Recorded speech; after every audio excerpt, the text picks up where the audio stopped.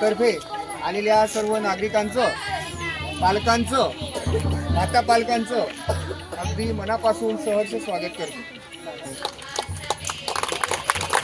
संगीताताई प्रदीप पाटील यांना विनंती करतो की त्यांनी सरस्वती पूजन करायचे.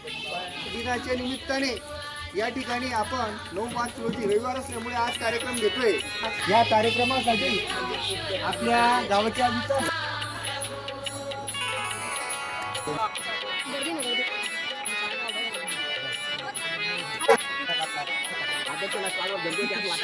भाव से तेरा ध्यान लगा